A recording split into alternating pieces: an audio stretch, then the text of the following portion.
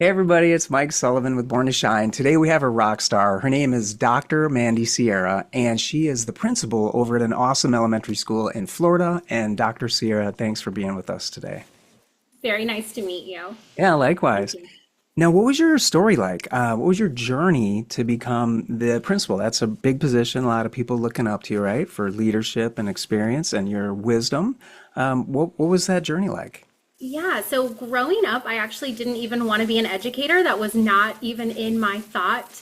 I wanted to be a virologist, study viruses, work for the CDC. I always thought that was going to be kind of my where I was headed. And then I kind of changed, just still wanting to be some kind of doctor, but more of a medical doctor of some sort. And I used to teach swimming lessons for students, for kids growing up. That was kind of like my second job. And so I had a parent really encourage me, like, you're really good at this. You really should look at being a teacher. And I never really had thought about that. And then halfway through college, changed to be an education major. So I changed to students with disabilities. That was what my bachelor's degree was in. And because those are the students that really touched my heart the most, teaching swimming lessons was my students that had disabilities. And that's kind of what I was known for, was the teacher that would have all of the students that had a disability of some sort. They touched my heart more than anything, and I felt like I was making an impact. So after I finished college, I became a teacher. I kind of taught second grade, kindergarten, third grade, and then I moved back into students with disabilities and focused on what we call VE here, which is varying exceptionalities. I did that for a little bit, and then I moved over into what was an RTI resource teacher, and got to learn that, got to come to a new school, learn the dynamics of that, study all the different interventions, and get to help our students. And then I moved up to the assistant principal position here, and I was very fortunate that I was able to become the principal as well, which is such an honor. That's So, so cool. Like this is a very unique story because you're starting off as a little kiddo wanting to be a virologist. Did I say that right? Studying yeah, viruses. yeah. That's cool. And then you go to a swim coach, which is awesome.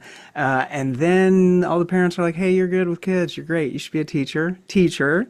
And then you're all the cool part too is that you had such a love for helping kiddos with disabilities because that touches my heart too. So that's really cool. You did all that, and it's amazing to see how that led to where you're at now. And when you were a K through 5 kiddo, Dr. Sierra, was there anything that maybe you struggled with? Like for me, I was bullied, and I had depression, I had anxiety, I had ADD. Mamma mia, I had A through Z. I was a mess. Was there anything when you were a kiddo that you struggled with? Yeah, so I definitely was bullied quite a bit as well. For my appearance, girls were really mean in elementary school, and that kind of shaped me. I had anxiety, but I was always able to suppress it and kind of hold it inside. So on the outside, you could never tell that. And as an adult, I still struggle with that. I'm good at masking, right? So my anxiety was really bad when I was younger. I was able to channel it pretty well, but instead of focusing on school, I was more interested in trying to make friends. And that was so important to me because of being bullied. I wanted to make friends so badly. And so I see that a lot with my kids now as well. It definitely made elementary school and into middle school and high school very difficult. So, Yeah, first of all, I'm sorry that that happened, and I know what that feels like. It's horrible. So I'm sorry that that happened to you. But it is amazing how you can take that pain and turn it into your purpose because now you're probably really have a discerning eye for, I think I see something happening there that shouldn't. Maybe this kiddo needs a little extra support, right? So you can see things that other people probably couldn't see. So that's really cool. yeah. And then, in a perfect world, what would you like to see more of, Dr. Sierra? Like at your school, if it's more, I don't know, social emotional learning, if it's more mental health support, if it's more, whatever it is, what would you like to see more of in the coming year? Yeah, so at my school, we're really lucky. We do have a full-time guidance counselor as well, a school counselor, as well as a full-time social worker, and we also have a part-time school psychologist. So we are very lucky to have a full student services team. So they're wonderful. But As moving into the principal role, something I really look forward to is more groups for our students. So grief groups, bullying groups, self-confidence groups, really focusing on that mental health aspect because that is so crucial. And knowing what that feels like in elementary school, I don't want my students to feel that same experience that I did. I want them to feel like school is a safe place. To me, you can't focus on learning if something else is going on emotionally. And so to be able to move my students academically, I can't do that if their mental or social emotional health isn't where it should be. And so moving forward, that's what I would like. Something else that just looking forward to is creating the culture for my students that they love coming to school. We sometimes get so burnt out on the mundane of like, have to get in learning because of testing that we forget to have fun. So I want my teachers to feel comfortable having fun, my students to feel comfortable having fun, and really challenging them when they're feeling their best to be able to show it.